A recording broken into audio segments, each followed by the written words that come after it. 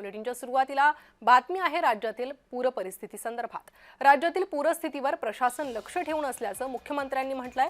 8 जिल्ह्याच्या अधिकाऱ्यांसोबत चर्चा झाली आहे। तात्पुरते 10,000 रुपये मदत देण्यास सुरुवात झाली आहे अशी माहिती मुख्यमंत्र्यांनी दिली आहे। तर पंचनामे झाल्यावर मदतीबाबत निर्णय घेऊ असंही त्यांनी स्पष्ट केलं आहे। घरांच्या मध्ये पाणी घुसलेलं आहे, त्यांना तातडीचे 10,000 रुपये देणं याची देखील सुरुवात आपण केलेली आहे।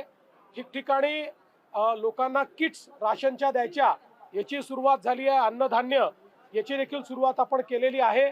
जिल्हाधिकाऱ्यांना मी स्पष्टपणे सांगितलेलं आहे की खालची यंत्रणा योग्य प्रकारे काम करते की नाही बघा, तुम्ही पण फील्डवर राहा। लोकांना जी काही मदत करायची आहे ती जास्तीत जास्त मदत करण्याची सरकारची मानसिकता आहे। म्हणून आपण हे देखील सांगितलंय की सरसकटच पंचनामे त्या ठिकाणी करा, लिनियंट राहा। कुठेही फार कायद्यावर बोट ठेवून, फार नियमांवर बोट ठेवून लोकांना त्रास होईल असं कोणी वागू नका।